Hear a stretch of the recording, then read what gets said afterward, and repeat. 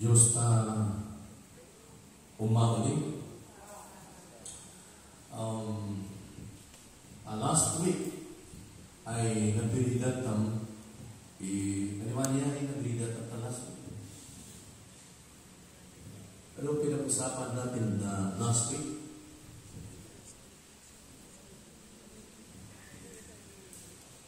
The return of the Lord.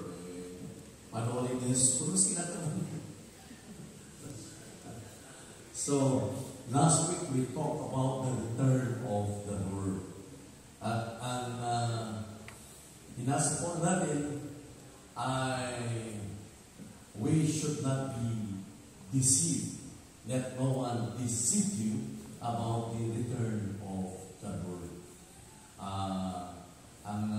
Isa pa sa punto natin, may kadwa punto natin.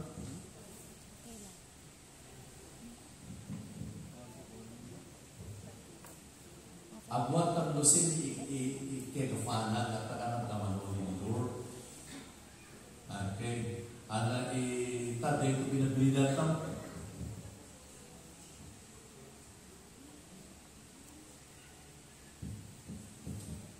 Pinaka-importante manuli si Lord. Amen. So, ang pinag-usapan po natin last week ay patungkol sa pagbabalik ng ating Panginoong Jesus. We talk about the rapture of the church, the coming of the Lord for the saints, and the coming of the Lord with the saints. Pinag-usapan po natin ang pagkaiba, the difference between the second coming of Christ and the rapture of the church. Yan po ang pinag-usapan natin.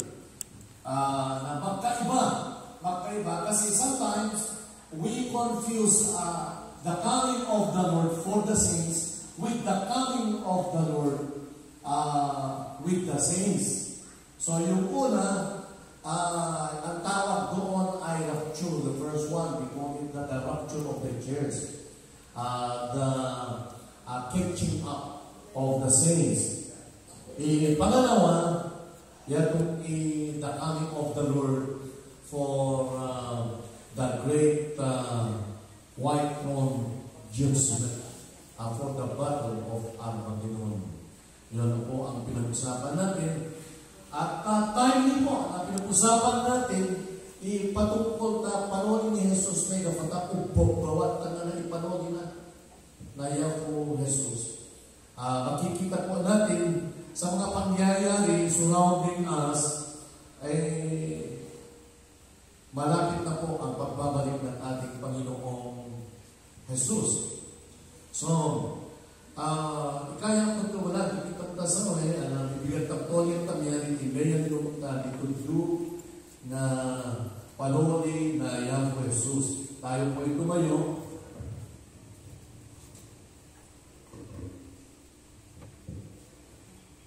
Ibibigyan kami ay 1 Thessalonica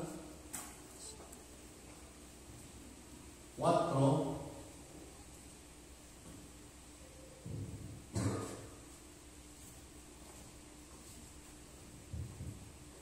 First Thessalonians chapter 4 mabalik 16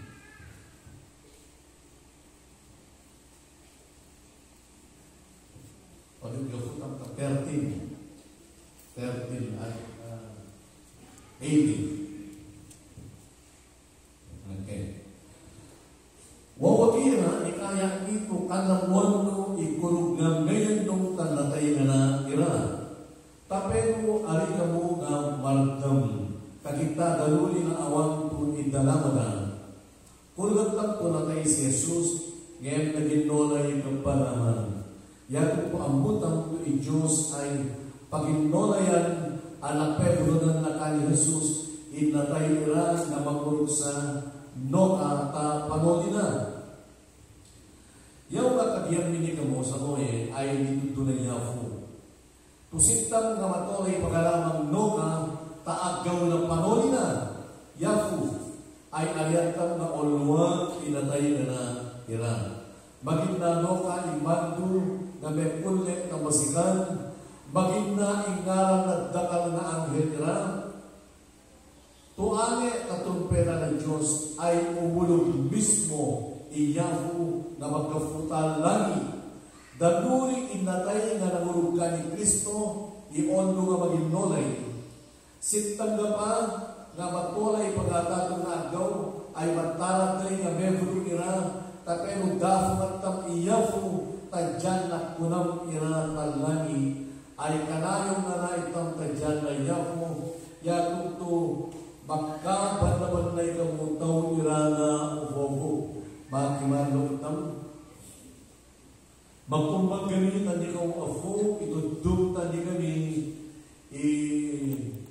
plano ta eternity, benong ta eternal state, tapelo bedang kami ito idalama anapal naman na Maraming salamat Panginoon at sa oras na ito ay binigyan po ninyo kami ng pagkakataon na marinig namin ang katuruan patungkol sa pagbabalik ng aming Panginoon. Turuan po ninyo kami, bigyan po ninyo kami ng karunungan upang maunawaan namin itong katuruan na kung saan magbibigay sa amin ng pag-asa at ito ang magtutulak sa amin upang maging mas masigasig at matatag sa aming buhay Kristiyano. So we ask you, Lord, to speak to us as we open our hearts to you. And we also pray that as we listen to the preaching of your words, you establish divine boundaries in our hearts, Lord. And we pray that godly principles will be laid forth, and that you condition our hearts and mind to obey the word. In Jesus' name we pray. Amen. Okay.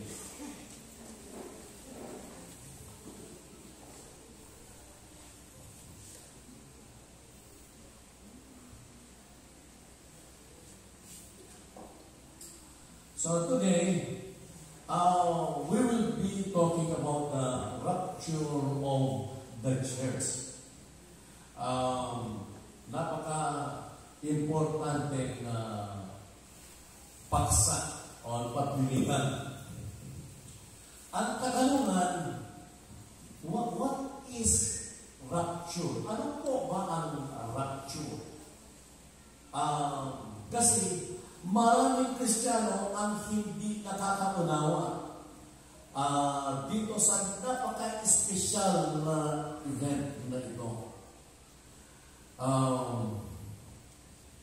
The rapture of the church is the event in which God is not just away all believers from the earth in order to make way for His righteous judgment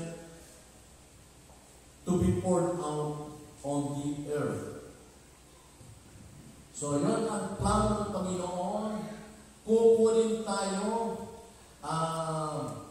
we will be caught up in the air to meet the Lord, and one of the purposes of the rapture of the church, sapagkat kung hindi tatanggalin ng Panginoon ang mga Kristiyano dahil meron silang Holy Spirit, ang Holy Spirit ang sagawan sa pagbabalik ng ating Panginoon, dahil pagka nandun ang Holy Spirit, ang itong lawlessness will not be free to move.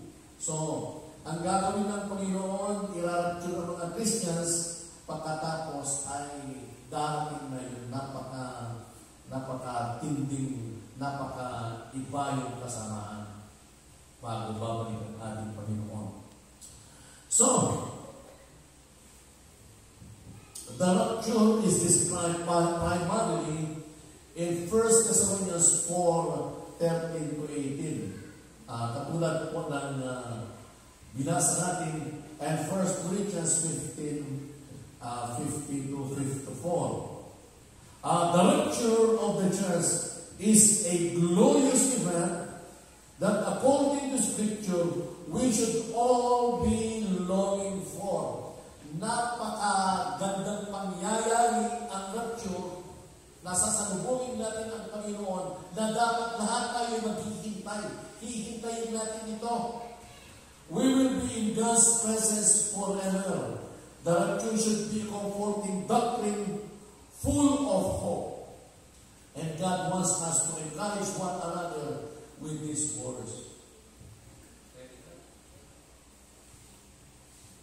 Ngayon, for me to show you through a short clip video natin kung ano ba, what rapture is, what happens when that great day, great event will come. Ito po. Ay, nagkatutuman ako na. So,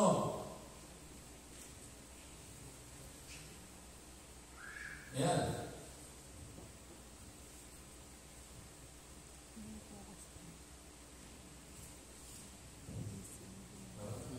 Alright.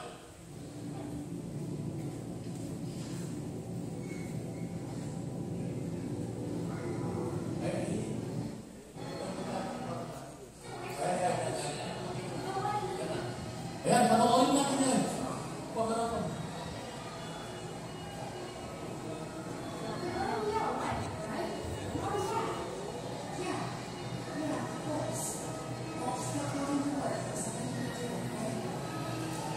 Dad's been behind me. Are you kidding me? You're all he talked about. He said that you were the greatest baseball player in the whole world. And you know what? What? He's right.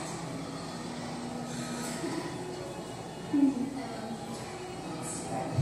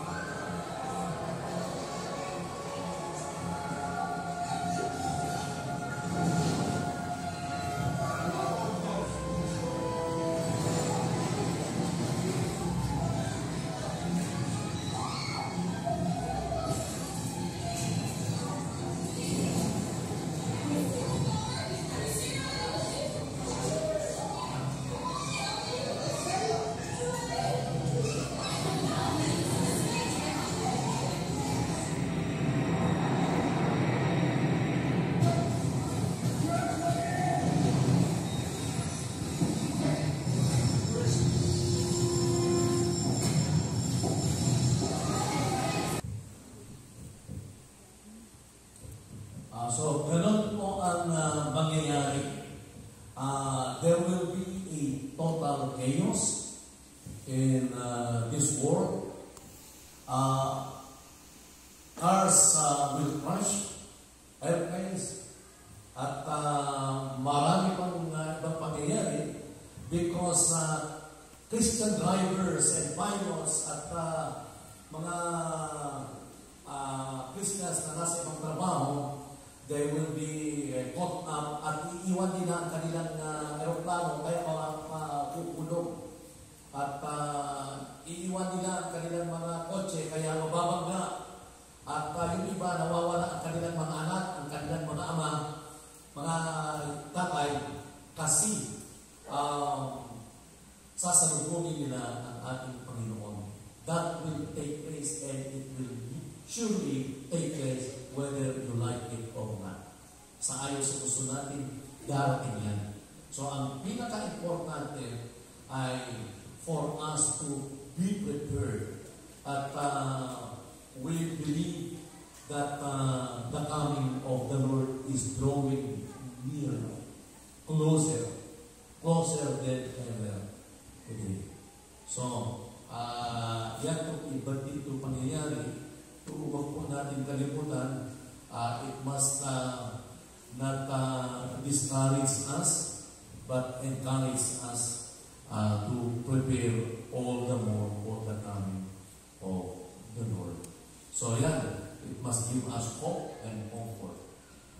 So, ito po ang nais kong bahagi. This is what I want to share with you today, the rapture of the church, the hope and comfort of true believers. Ito po ang pag-asa, banlabanay na puro mahulog. Tatlong bagay ang nais kong ibahagi patungkol dito po sa hope and comfort of the believers. There are three things I would like to share with you about this hope and comfort of true believers, the church. Ang una po, the first one is, the Lord will come down from heaven. Balikan nga natin ang ating text. 1 Thessalonians 4:16. Yan. For the Lord Himself will descend from heaven with a shout voice. Pangalawa, second point pa. Tignan po natin ang ating second point. Yan. We will be changed. We will be changed. We will read the verse from Corinthians 15:52.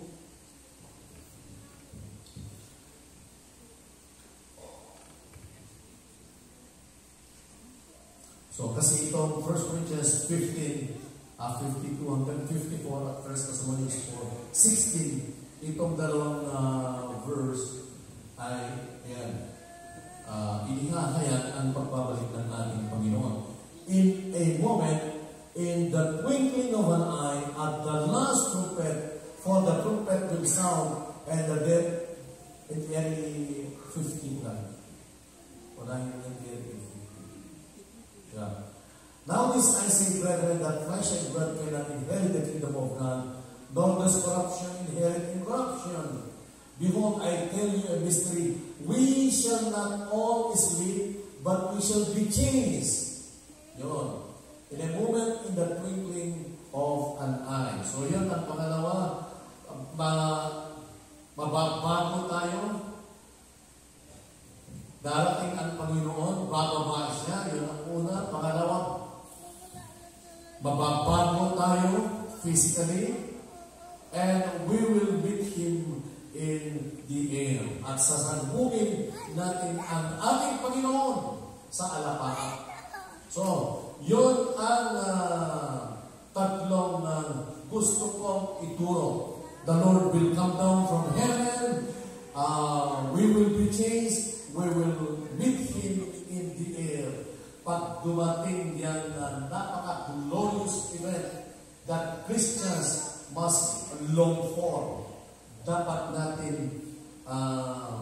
hihintayin, hahanapin, at ito ang dapat hinahanap ng bawat isa sa atin. So, let's talk about the Lord will come from heaven. Yeah, the Lord will come down from heaven. 1 Thessalonians 4:16. Ganon din po ang sabi ni Apostol Pablo ay diyan. Ayon kay Jesus. Let not your heart, John chapter 14, let not your heart be troubled. Believe in God, believe also in me. In my Father's house are many rooms. If it were not so, would I have told you that I go to prepare a place for you? And if I go and prepare a place for you, I will come again and will take you to myself.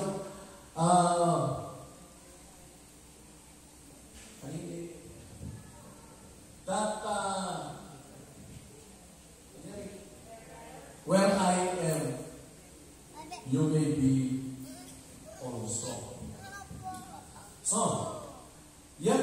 ikinagigay yako.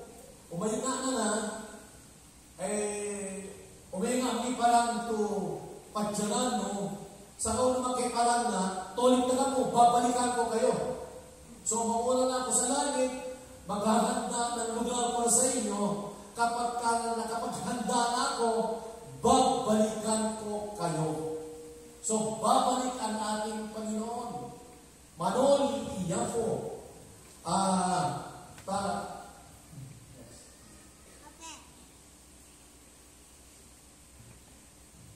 Ito din po ang matatagpuan natin sa Acts 1:9. Sa Acts 1:9, and when he had said these things, as they were looking on, he was lifted up, and a cloud took him out of their sight. And while they were gazing into heaven as he went, behold, a woman stood by them in white robes and said, Men of Galilee, why do you stand looking into heaven? This Jesus who was taken up from you into heaven will come in the same way as you saw him go into heaven. So, darating ang ating Panginoon, bababa siya mula sa langit. Ito ang kanyang ipinangako na darating siya at kukunin po tayo. Yun ang kanyang pangako. Kaya po tayo naghihintay, naghahanap at umaasa na one day Jesus will come to take us at idalhin tayo sa langit so that He is there, will we be also with Him. So, ngayon, itong sinabi ng nagsalita ng Panginoon na darating si Jesus ay sinabi sa mga taong nalulungkot ang puso, nawawalan ng pag-asa. Actually, tulita edgain na tayo familiar na experience that pain na kamatayan.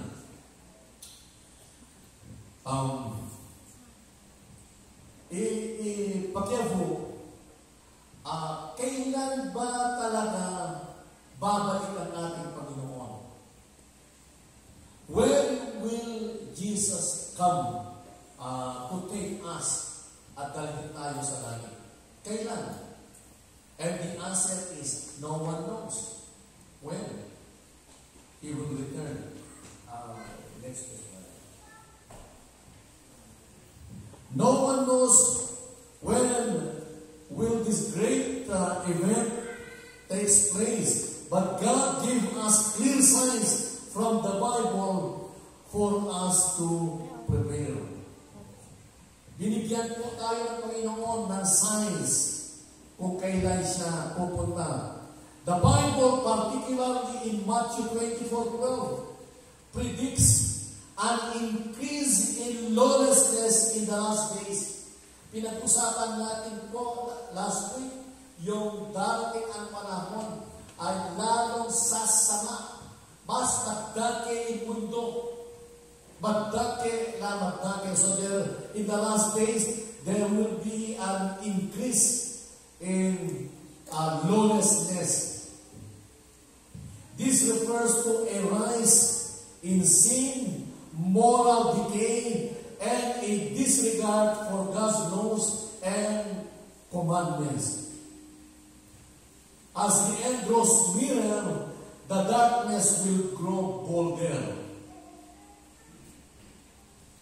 This period is also described as a time when people will be more self-centered, lovers of money, and ungrateful. Makikita po natin sa 2 Timothy 3:1-2. But understand this, that in the last days, there will come times of difficulty, for people will be lovers of self, lovers of money, proud, arrogant, disobedient to their parents, ungrateful, and unholy.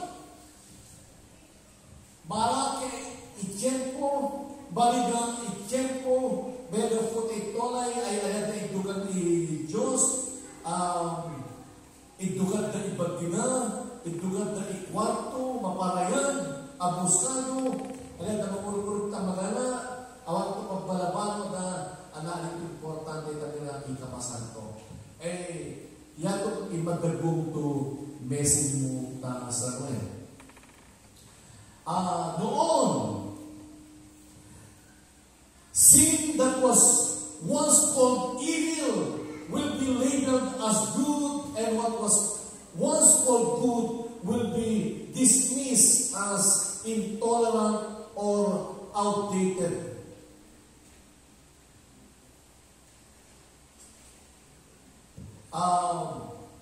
Yung example, especially sa Amerika, evil is very now called good. A judgment is mocked. Holiness and the truth of the Bible is sidelined. Hindi importante ang katotohanan because the Americans are living in relativism, not in the absolute truth of the Bible. But sasabihin ko sa iyo, truth is not defined by popularity, but by the character of God. Yun po ang katotohanan. Ang katotohanan, hindi dapat ang madla ang magsasabi kung sino ang totoo at ano ang totoo. Bagkus, dapat ang karakter ng Panginoon, salita ng Panginoon nagsasabi niya. Amen. Kasi ang truth ngayon ay tinatawag na kasinungalingan or false. At ang false, yun ang katotohanan na yun. Kaya, ang ating Panginoon called us, God called us to shine boldly with the truth of the gospel. Habang lumalalim at lalo na ang kadiliman dumidilim, dapat ang mga Kristiyano ay nagliliwanag sa gitna ng kadiliman. Amen.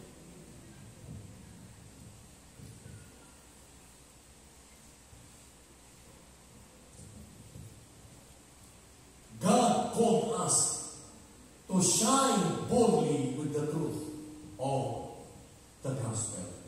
This will not be a casual Christianity. It will be a costly one. Kasi mga maraming Kristiyano, at kung ano pa ang pangyayari sa mundo, they blend in. Yan, okay lang ka nila, accepted na, maging parte na.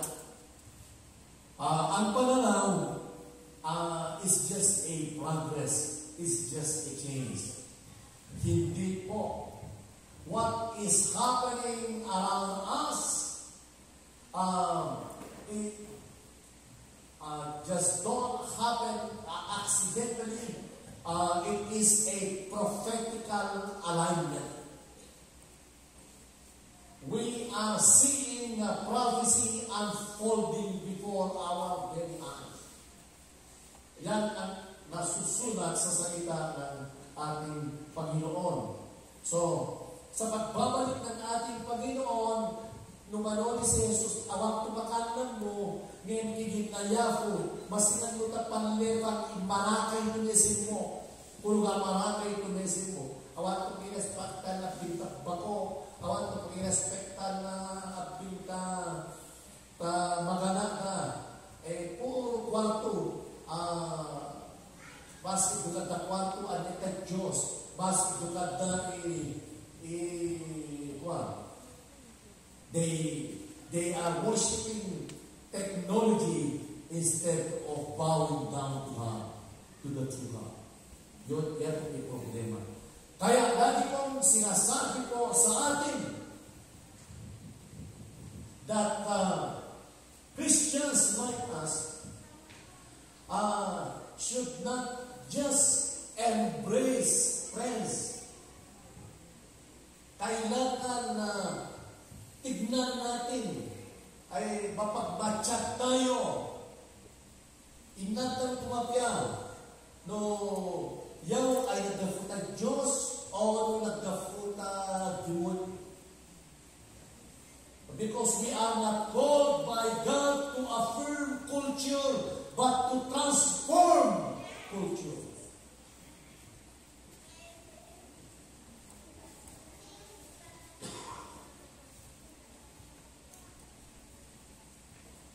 So, the days of blending in will end, and the followers of Christ will have to decide whether they truly believe what they say they believe, because the price for standing for truth will increase. It will mean enduring misunderstanding, persecution, rejection, or persecution. Sa Amerika, when you preach the gospel in many states, in the U.S., you will be branded as intolerant, and what you are doing, preaching the gospel, is hate speech. Is that not right, David, in the U.S.? A bit right? Yeah. Yan itong problema. Bawal ma-preach. Ngayon pwede mag-ginaw i-appeal to pornographic materials na. Awan niya mag-ginaw to gold na appeal. Sitaw, nagbalik. Hindi, eskwela. Eh natin yung maghanap ng mangontra. Nangagamit na to, they were typed as terrorists. Terorista, maghanap ng mangontra pagduto marakit natin. No, muna alin ang balibalinan ng mundo. So, sa mga tiyempo, great to persecution ta Amerika Christians. Ngayon, bawal to sikam, inatang na alin message mo. Bawal to ano ka mag-message mo? Technology kasama. Technology AI is accelerating. More than napasa ito siyempre.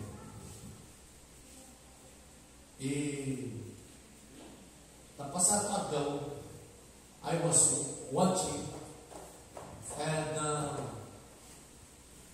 I stumbled across this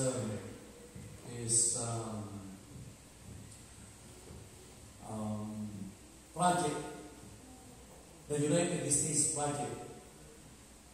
They will be making a nuclear power in the moon, on the moon. Mamatay ira to nuclear power ta fulang. Ay prepare ka na i-Mars, ano nga yung fugera, magkahirapan namin tali. Magkarasin, blaso mo Russia, China. Tuloy na gera tali. So, yaw i-tiyempo to maging watchful. Masibo ka mo ta message mo ta pandema.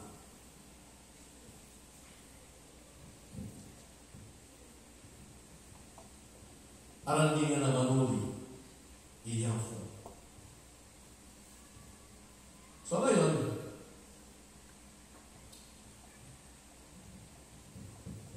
kung may pagtabi ka doon, so Jesus will come, hindi natin alam, but we must prepare. We must prepare. Christians must live a different life from the world. Christians must live boldly for the Lord. Kasi malapit na, manoli na iya kumawag ko, kasi nagtanong Christian kita. Mekadwa, we will be changed. The rapture will involve an instantaneous transformation of our bodies to fit us for eternity. Kasi, awan ko, bagito ko ito ba itang langit? Mawag tumatalyang nagpit. So, ang rapture, matalyang igbagitan. We know that when Christ appears, we shall be like Him, for we shall see Him as He is. Balikan po natin yung 1 Corinthians 15:50 at 52. 1 Corinthians 11. Now this I say, brethren, that flesh and blood cannot inherit the kingdom of God, nor does corruption inherit incorruption. Ibig sabihin yan, awan kung umay ka lang ito, basta kung may tumagi. Eh, kanna pwede, hindi tinatanggap sa langit yung ganyang katawan. Maski sobra gwapo, maski sobra kagwapan, hindi tatanggapin yan. Ano mangyayari? Papalitan. We will be changed.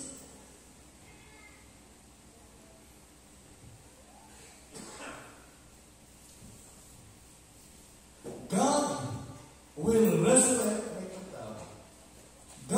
resurrect those who have died in Christ, give them glorified bodies along with all living believers. Balikan natin yan 1 Corinthians. Balik-balikan natin yan. Yan. Next verse. Behold, I tell you a mystery. We shall not always live, but we shall be changed. Next. In a moment, in the twinkling of an eye, at the last trumpet, for the trumpet will sound, and the dead will be raised incorruptible, and we shall be changed. So, yan i-message mo. Tapawayanan. Tapanoy na yan, Jesus. I-message mo, Marumira i-Christians na simenteryo, batalyang ibagitan, ang pagkilidang itamdaf na tamtiyaw. Amen.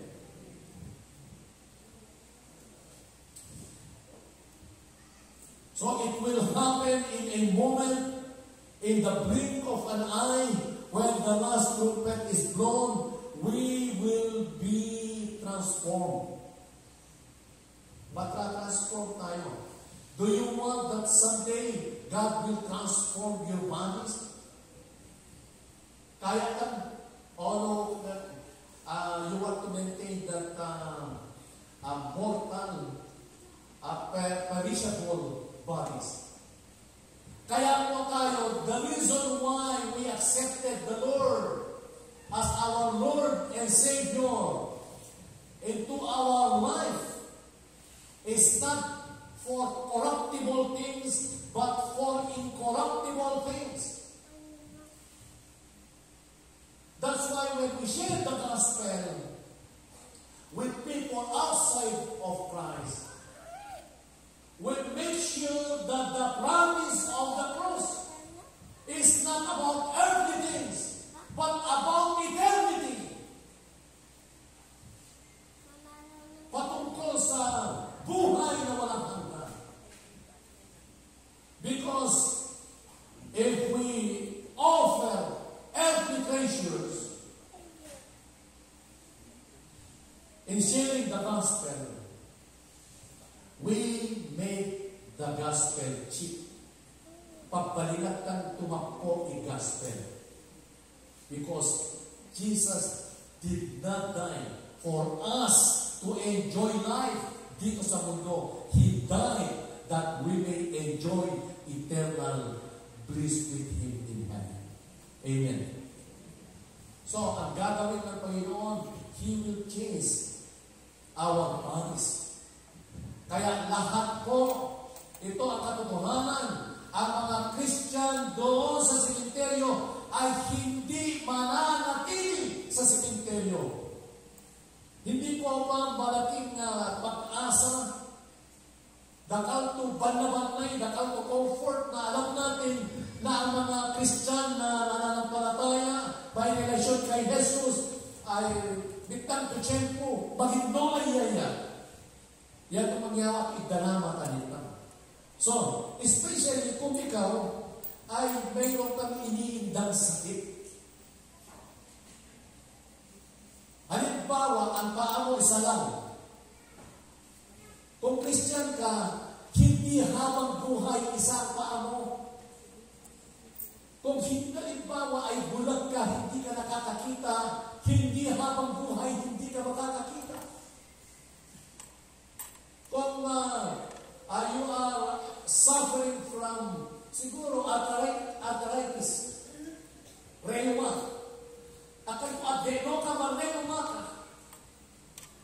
Akan ko adreno ka, bisita ka hospital. Kasi kung minsan, habang tayo tumatanda, kahit hindi pa tumatanda, nauubusan na tayo ng ngipin. Martil na namin ipang mo. Di ba gusto mo sa araw mapapalitan yung martil mo? Kaya nga, darating time will come that we will stop dyeing our hairs. When you grow old, then you'll notice that your hair will turn gray and you want to dye it to make you look younger than your age. You do not have to do that anymore. God will change your body. Papalitan ng Panginoon yan. Yung lahat, yung mga tayo na laging meron tayong iniindang na sakit at parang naihugo na po tayo, ay may pag-asa po tayo. Papalitan ng Panginoon ang katawan mo. Amen. Kasi noong, kahit mo ano ulit, magbago ka lang magbago, o lumalagay ka lang magbago. Maski no, tigang stem cell, ilyosa. Maski gagamit ka ng stem cell, ang lagay ka magbago. Maski no kumanta tumula ka. So, ito po, ang mangyayari sa rapture, mapapalitan po tayo ng katawan at ang tawag sa katawan na yan ay glorified bodies. Glorified. Ay, hindi pa glorified bodies. That glorified bodies will defy gravity. O yan makaka. Pati yan wall, you can penetrate with upward. Kasi ngayon, si Jesus nesera namin si Bindong yan with glory. Hindi na, we shall be like Him. Tigitatan si Jesus. Kaya po tayo nagpapagal. Kaya po tayo, kaya po natin, ibinibigay natin ang sarili natin sa ministry. Kung bakit tayo ay naging matapat, masigasig sa paglilingkod sa ministry. Seryosong Christian. Hindi po upang tayo ay yumaman o gumanda ang buhay natin. Bagkus, ginagawa natin ito. Why? Dahil we will be changed. Amen. Kaya lang kailangan maging seryoso tayong Kristiyano. Dahil kung hindi tayo maging seryoso Kristiyano, we will easily be deceived. Okay? So, ito, we will be changed itong pangyayari, this is a mystery. Sa 51, sabi ni Apostol Pablo, behold, I tell you a mystery. We shall not all sleep, but we shall all be changed. So, yung papaguhin po tayo, papalitan itong mahinang katawan ng hindi lang malakas na katawan, yung katawan na hindi mamamatay, hindi masasaktan. Ito po ay sabi ng Apostol Pablo, this is a mystery. Sitang na nakakaalam. Okay. So, maging excited ito. Paghandaan natin. Hihintayin natin. The ultimo, we will meet Him in the air. So, balikan natin. 1 Thessalonians 4:17 at 18. 1 Thessalonians 4:17. In a moment at Thessalonians, 1 Thessalonians 4:17, 18. Yan. Then we who are alive and remain shall be caught up together with them in the clouds to meet the Lord in the air, and thus we shall always be with the Lord. So, ikigit na ubobog na Yafo ay matulay yung natin Christian, patayan ipagkitam, maggirit dahil itam, dafunatang Iyafo Jesus. Paraan ni. So, ulit ko tigil, dafunatang Jesus na tanong madalit yung magdasa.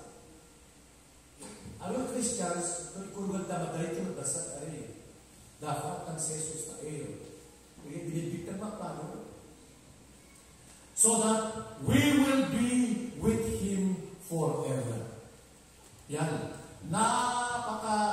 Makastatu news yan. Napakagandang katuruan yan, doktrina, na sasalubungin po natin ang ating Panginoon so that we will be with Him forever.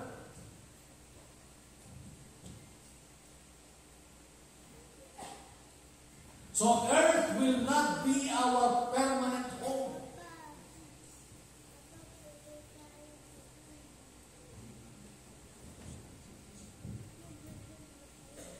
Langit, heaven, will be our permanent place. Where we spend our eternity is what matters the most in this life. No sitaw ipadyanag kang tanganay, yan ang pinaka-importante itong katapo. Akano, tiga baleng, sikat ka ba, makapangyarihan ka ba, hindi na lang nangyang matulungan, hindi po. Anong teknolohiya, anong gadget meron ka, hindi po yan ang pinaka-importante. Ang pinaka-mahalaga, pinaka-importante, sitaw ipadyanag mo, tanganay.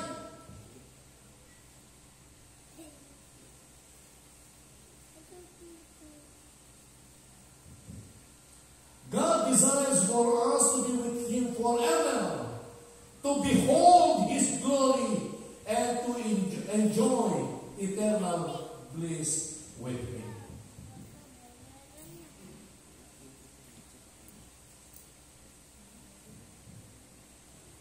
Ano na nagkabiyanan ko na sila ng mga patuloy?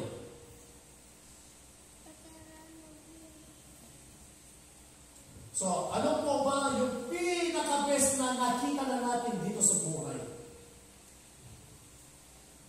Kung minsan, ang pinagmamalaki ng tao na nakita na niya, yung mga artista, yan yung nakamayan na si Presidente. Di po ba? Yun pinagmamalaki ng mga tao, yung nakita na yung napakagandang lugar. hindi mo pa nakita ang pinakamaganda sa buhay mo, kung hindi mo pa nakita ang kalwalhatian ng Diyos. The greatest sight man can ever have in this life is to see the glory of God.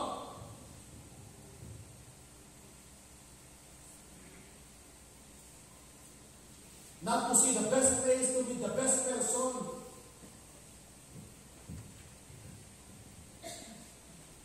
The best food. Hindi.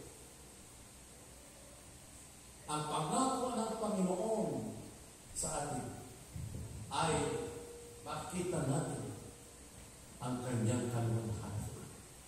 Yan ikagana.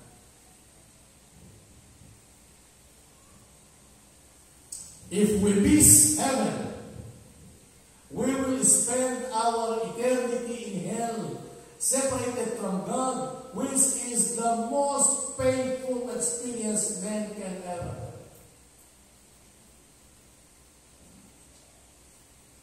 No mamistang i-heaven, katang umay tanlani,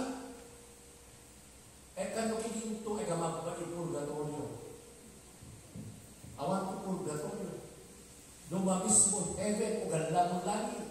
Diretso ka na infierno, no nagtsak ka na infierno, magtsak ka tari ate, taate, taate, inyaka.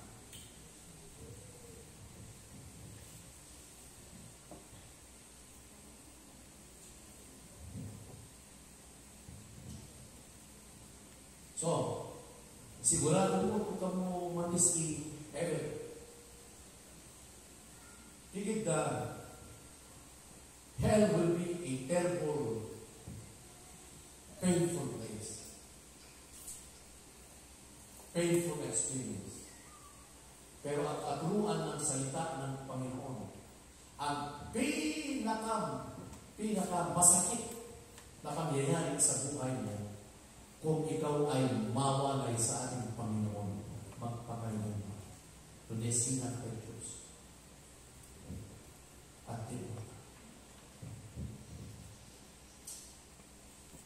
But many will be left behind because Jesus will come for His church, not for the religious. So, ano dutang si Jesus, takang mabatang, kadamay tanlani, pero kita si Jesus, umayaya man na iglesia na, alito umay para basta religious tutorial.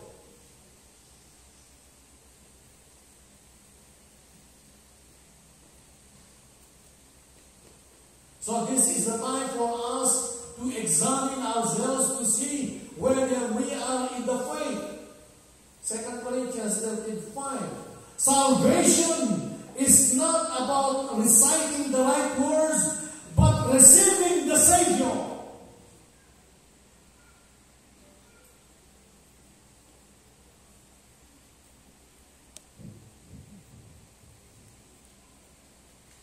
Do not just rely on confession,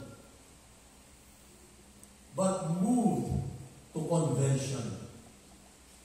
Ano basta nalaw ko sa Jesus diya ko na bumalik ko abot ko Christian pa man.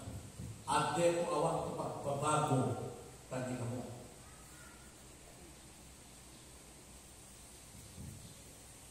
Maraming umaaten sa church na nasisiguro ko na maiiwan sila, hindi sila kasama sa pagsasalubong kay Jesus sa himpapawid. Mahal. Bakit? Dahil kasama sila, hindi. They were not just ready. Amo yung i-parable of the 10 virgins, yung hindi ma-preparado, hindi ma-preparado.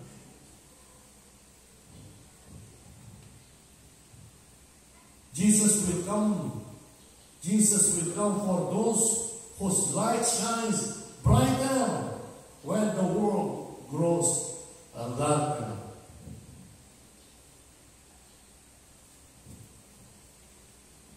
Those who are prepared will surely be caught up to be with the Lord. Yuri preparado, magkaway ka, dako na iya ko. Ngayon no, basta ako na Christian, awak ko na malita ni mo, compliment to i-aganin the church, compliment to abibig mo to Bible, compliment to maling, at ito siyo sa Christian kamulit na naman, kung tatay ka tamanan mo, tayo ko. Faith that is shallow and built on comfort will crumble. But faith that is rooted in Christ will stand. Yun po. Yun yung faith to nangalaman para ta makasta, para ta convenience, tapay makasta fresh mo, tapay mangalawa ka to bendisyon, nabalik ka to Christian, tapay masa ka ta siga-siga, yan ay mapadagpadagba sa naw itong pangulog. Ngayon yung ipangulog mo ay legal ka ni Kristo, yung pangulog ay managtag. So, the conclusion.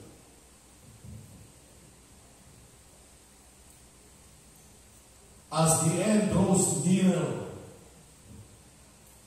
the darkness will grow bolder, but Christians must grow brighter. We will refuse to compromise. Katang may dadapil. Kagita na no ipagiro na paklata niya kanong may maggiro, kanong matang tiket da. Nakomprende no?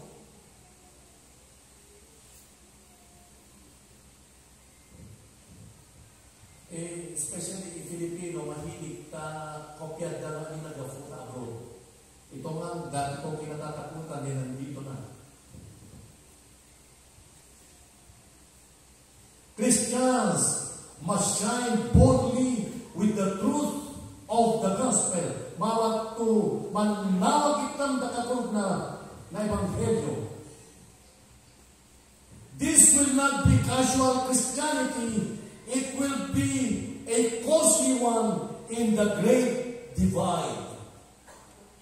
Yung iba Christian sa mga tiyempo, tumulong pa ka 10 years from now, mas mariya ang iba Christian. I-pressure na lang. Bawat tumakpili ka na lang. Kana na nawaya, basta Christian to sinang Christian. Dutal i-tiyempo, tumatake, masibo ang mundo. Decidin mo, duwe dapil ka kasibo, o duwe dapil ka nawa. Kan nawaya niya pa yung tatuwa. Nakomprende?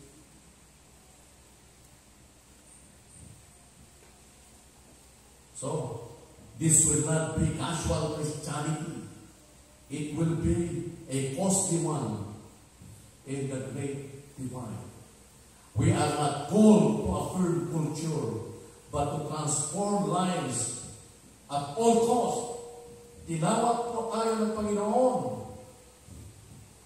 Hindi makikigaya, sumusunod sa uso.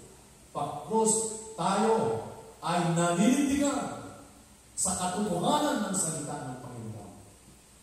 Kahit ang ating paniniwala at pananampalataya ay hindi popular, dapat tayo ay maging proud sa pananampalataya natin at paninindigan natin ang katotohanan ng Ebanghelyo.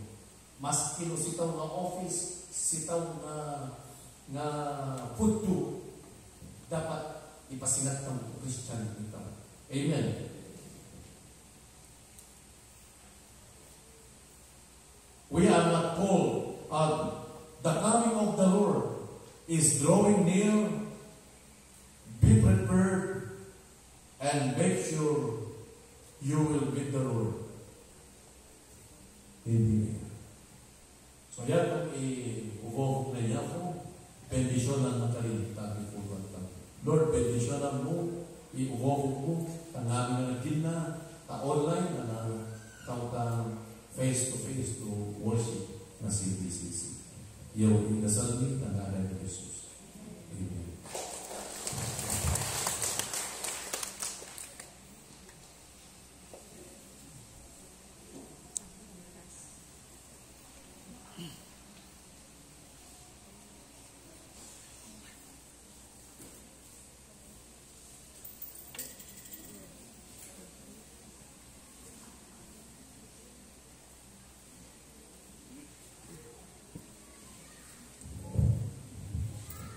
yawi kepo ang yawi tatutaya po umaga na imadala yami talani maraya-raya ko amamabalo amata nagubobog ka tanken para na mga amato bendisyon mo iubobog tiginilani tagifutani tapi natuturi ay tumakan kami na magmanakam kami ama tapakan ng batali ko. Thank you Lord piyang pagigtungo at mapalo ang aming amang bendisyon nilo kung napatuloy. Sa kami ang malayami mangitap ko para na mga makalawatan mo ang bendisyon ang nilamang ipayawa ang agang Jesus sa iyo. Amen.